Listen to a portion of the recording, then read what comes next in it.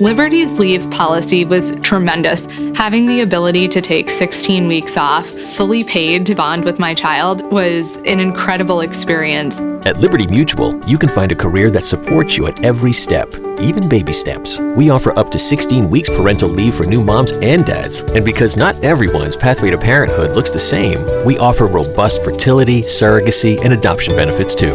Learn more at libertymutualcareers.com and pursue your tomorrow today.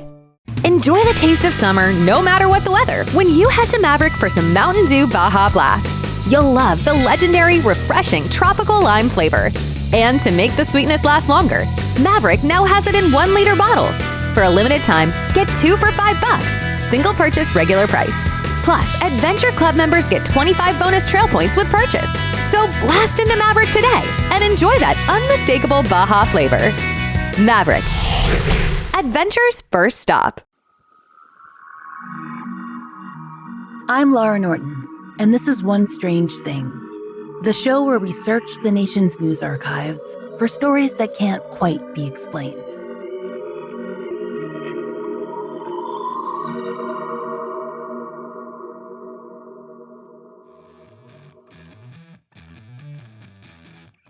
The American long-haul trucker has been a mainstay of our highways, well, since we've had highways. The 1950s gave the United States an interstate system and a new way to move things from one place to another, sitting atop a big old truck. And that trucker life appealed to a man named Harry Joe Turner. In 1979, Harry Joe was 28 years old, married, and living in Winchester, Virginia. He was a trucker, and his job was to deliver, piloting a big rig that reportedly weighed in at 80,000 pounds. Based on a description from the Richmond Times-Dispatch, Harry Joe's short life had been fairly eventful. They said he was, quote, an ex-Navy sharpshooter, an amateur boxer, the winner of 24 fights, the loser of 4, and donator of 27 pints of blood. Why that last achievement made the newspaper, we can't say. But we're sure that the Winchester Red Cross appreciated all those donations. In any case, in August of 1979, it wasn't blood that concerned Harry Joe Turner. It was condiments. More specifically, a load of ketchup and mustard that he was to haul from Winchester to Fredericksburg, Virginia. On August 28th, Harry Joe and his truck set out on US 17, prepared to make the 160-mile round trip. Per the Times-Dispatch, it was a nighttime drive and a rainy one, split here and there by lightning. On his way out of Winchester, Harry Joe stopped to eat at the Big Man's restaurant. Harry Joe was himself a big man, very tall and broad, and likely unafraid out on the road by himself, even close to 11 at night. It was a late start to a long evening, but as Harry Joe told the Winchester Evening Star, he thought he could grab a nap at the warehouse after he dropped everything off. So, after stopping at a local gas station for a Mountain Dew, he was ready to go, with a load worth $80,000. For 20 minutes or so, the trip was uneventful, though Harry Joe told the Times-Dispatch that he hadn't made this particular drive before. According to writer Jim Miles, who interviewed Harry Joe that autumn, the night was almost too quiet. US 17 was practically deserted for the first 17 or 18 miles of his trip. But then, headlights shone in the distance. Harry Joe had spotted another big rig. Per Jim Miles, he decided to contact the driver over CB radio. Hey, southbound 18-wheeler, where you going to, buddy? It was normal trucker etiquette, a gesture that Harry Joe had performed dozens of times. But on this occasion, it went unreciprocated. There was no return greeting. And as Harry Joe told the dispatch, quote, from that moment on, it's like I walked into another world. Per author Fred Whiting, Harry Joe described an onslaught of sensory intrusions. Lights flashing in his mirrors, static coming in hot over the CB radio, screeching noises filling the air. And then, things escalated even further. In a later report, Fred Whiting wrote, quote, the noise got louder and the light got larger, and an object bigger than the truck came over the top of the cab. Turner heard 2 thumps on the roof. It's fair to say that, in a matter of moments, Harry Joe Turner's night had officially gotten weird, and things were about to get much worse. Harry Joe and his condiments had been accosted. Now, what comes next varies depending on who reports it and when Harry Joe did the telling. We'll go with what he initially said he recalled. There was blindingly bright light, nothing like the headlamps of any truck, pouring over Harry's cab. Harry remembered being seized by a kind of force that seemed to wrench its way into the truck. He would, in every description, use the word bionic. That was the pressure that gripped the left side of his body. Later, he'd say that he saw a form or being in that moment. As he told the Times-Dispatch, quote, "I didn't know what to call these things. One was on the roof. The other had coiled something, an arm maybe, through Harry Joe's open window. As his cab began to raise off the asphalt, as if by a magnet, he felt that bionic force pressing into his flesh. The thing, the creature, had him." Harry Joe may have been big enough to protect himself on his own, but he also carried a pistol. Per the Winchester Evening Star, Harry Joe drew his weapon and fired at the creatures. He emptied his gun. It had no effect.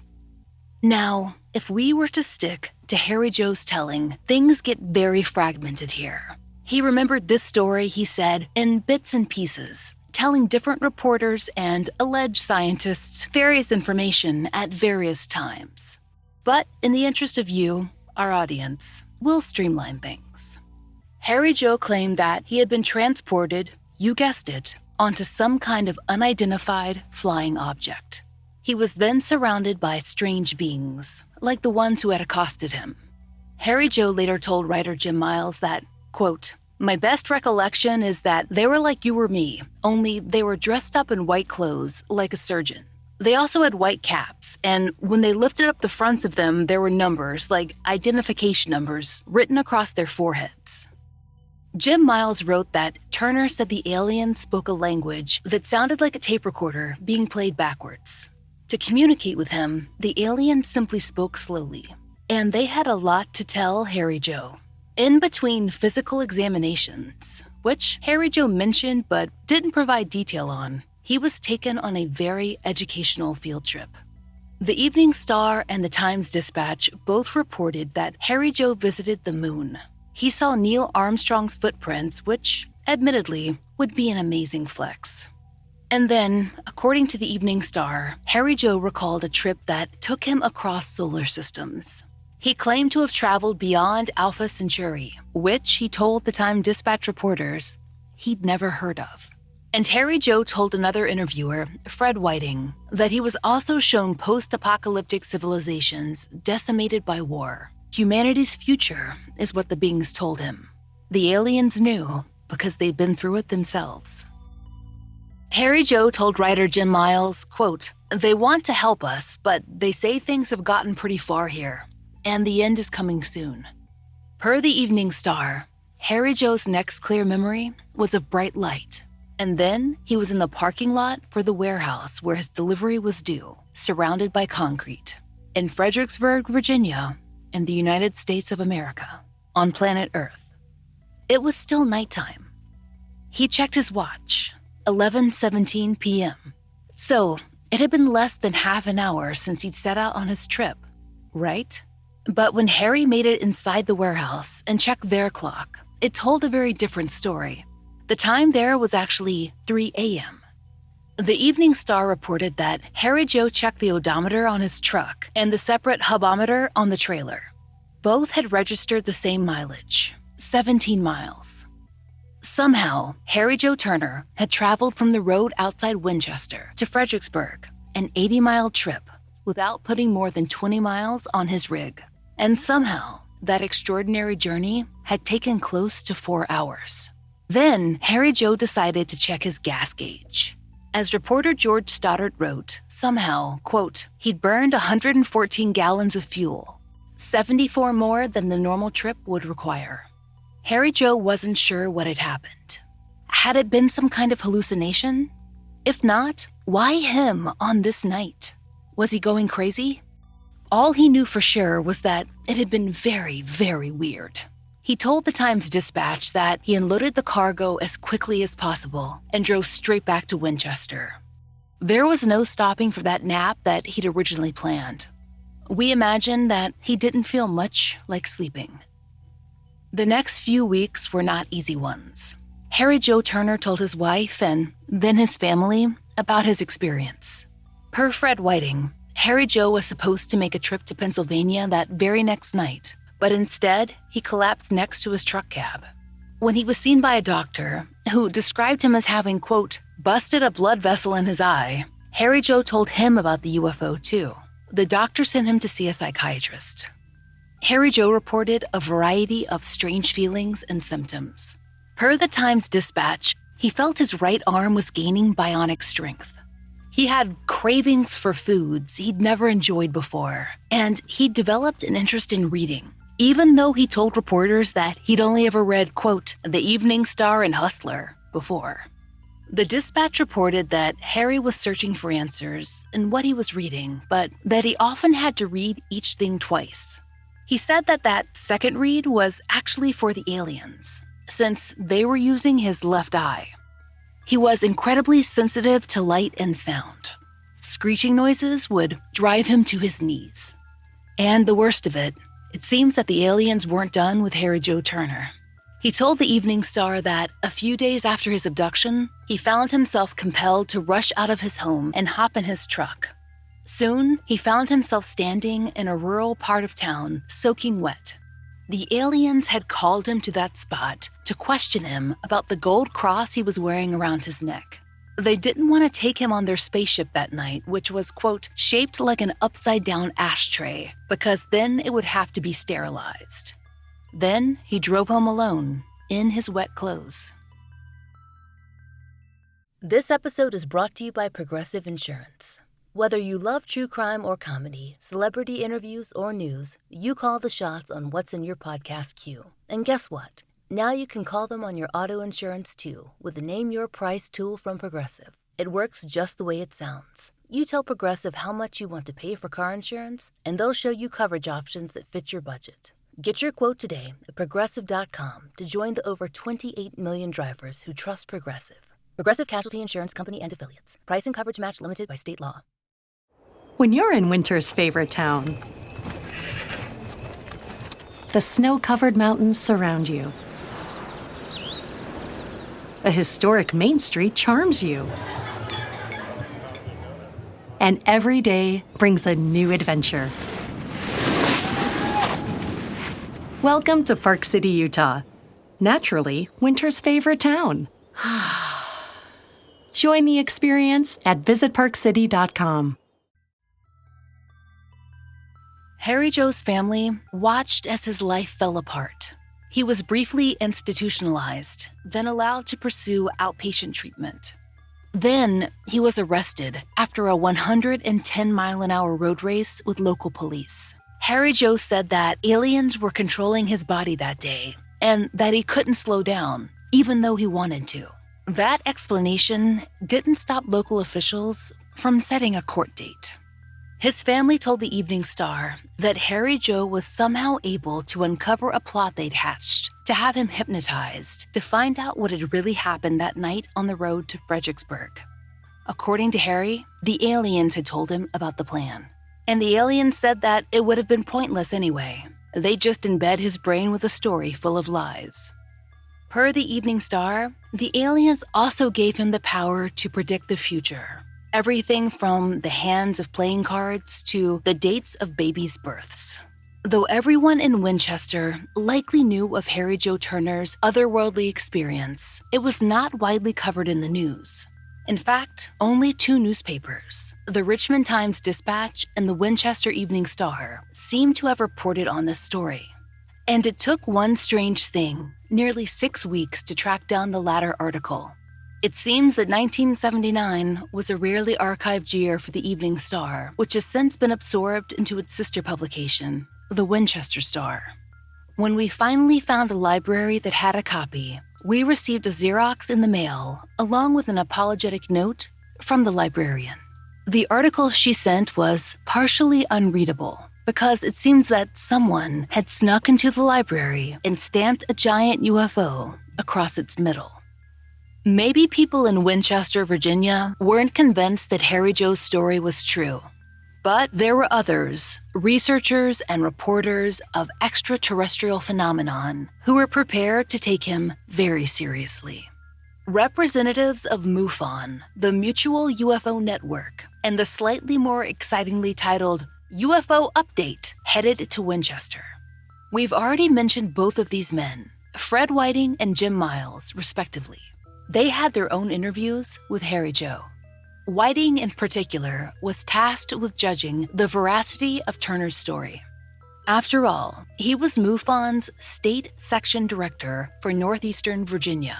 And, based on his reporting, he took that job very seriously. Whiting had read the original Winchester Evening Star article, and later the Richmond Times-Dispatch reporting, but he wanted to conduct his own investigation. Despite his organization's stances, Whiting wasn't out to prove that Harry Joe had been abducted. He was simply interested in the truth. As such, he talked to people in town and gathered as many opinions as he could. Here's a sampling of the quotes he included in his report. Even his own mother said that Harry Joe could occasionally stretch the truth, but something definitely had to happen, or he feels that it happened. His preacher agreed. He was quite distraught. The experience was extremely real to him. I don't think he made it up. And his mother-in-law didn't think that he'd have it in him to carry on with such an elaborate hoax. He might make it up, but he wouldn't take it this far. I don't think he would torture himself for something that wasn't true. But the men who worked with Harry Joe had markedly different opinions. His former employer told Whiting, "He could have made it up. I call Harry a bluff." And at his current job, the terminal's mechanic offered this. "Harry Turner is as full of shit as a Christmas turkey." The terminal's manager, Mr. Little, was more elaborate. "Harry has what I'd describe as an elephant's mouth and a hummingbird's ass." Why were they so ready to disbelieve Harry Joe? After all, he was said to have proof of his unbelievable journey. The mileage on his truck didn't match the drive that he apparently took. But, according to Whiting, that paperwork had gone conveniently missing by the time that he asked for it. Harry Joe said that he had no idea what had happened to it, and Mr. Little, the terminal manager, didn't have his own records at the terminal for comparison. Whiting himself seems unsure of Harry Joe. The trucker was certainly under extreme pressure. He was generally nervous and had begun to chain smoke. Whiting observed a man who had visited many doctors, but had no diagnosis outside of a possible, quote, conversion disorder. That is, a neurological reaction that can't be explained, but could be tied to a psychological or emotional experience. But had there been an abduction? Fred Whiting's evaluation? Further study was necessary. Whether that ever came, we don't know. Maybe the men around Harry Joe were right. Maybe he had gotten up to something shady that night in August and needed to come up with an explanation for his prolonged absence. And maybe, in the heat of the moment, an alien abduction had seemed like the best answer. Maybe he'd experienced some drug-induced psychosis. Some truckers did use various forms of amphetamines to help them drive through the night. There are lots of answers that make more sense than an alien ship floating above the highway in Virginia and targeting this particular man. Except for one strange thing. The librarian who found that Winchester Evening Star article for us, she stumbled across something else, too. The day after Harry Joe's story was printed, its author published a follow-up, but not about Harry Joe. Instead, he covered UFO sightings from the week before Harry Joe's alleged abduction. Reporter George Stoddard spoke with Linda Evans, a resident of a nearby town. She said she'd gotten home from an evening church service with her children and headed inside to clean the kitchen, leaving the children outside to play with a neighbor. It was nearly 9 o'clock, and within moments, the children began to scream. By the time Linda made it outside, There was nothing there, but the children described a silent, swiftly moving object zipping over their heads. Quote, a white object ringed with flashing lights 7 feet over the antenna of the house. It was headed straight towards Fredericksburg, Virginia. Maybe another parent wouldn't have believed her children, who were terrified and still screaming. But Linda told the Evening Star that she'd seen a similar craft herself just a few summers before. If I hadn't have seen those things, I wouldn't have believed what Mr. Turner said in the paper, she said. Now I wish we'd put what we saw in the paper. But that's just the thing. Linda was used to keeping quiet. She told the Evening Star, quote, we were afraid that if we reported these spaceships, people would think we were crazy. Back in high school in West Virginia, they taught us that all these UFO sightings were only government testing, and we should not say anything about it because it was secret. Linda wasn't the only person who saw a UFO that night. Per the Evening Star, other calls had come in. So maybe poor Harry Joe's experience was more extraterrestrial than most gave him credit for. And maybe he did get a glimpse into our future. Maybe Harry Joe Turner reacted like many of us would. Maybe he just couldn't handle it.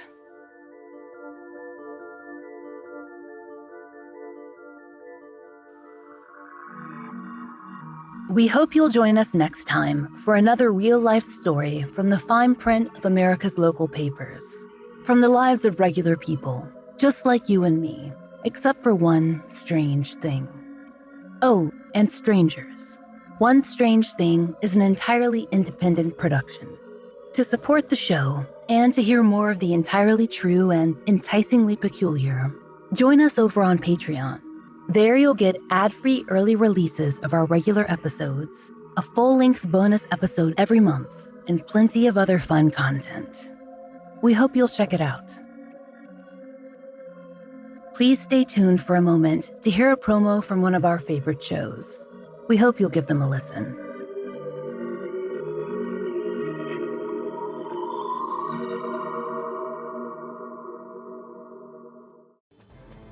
Diabolical. Vengeance. Betrayal. Bad hair. Leaning. Hi everyone, this is Kimberly. And this is Katie. And we have a weekly podcast called A Date with Dateline, a recap of Dateline episodes. We talk about important issues like grainy surveillance footage, cell phone towers, Andrea Canning's white jeans, and Mankey's hankies. We delve into the details of any victim who's ever loved life or lit up a room. So find us on Twitter, Instagram, Facebook, and iTunes to make A Date with Dateline. And remember, don't watch alone. A Date with Dateline is a podcast hosted by two professional amateur true crime TV experts with no formal training but evidence lockers filled with snark and uninformed opinions.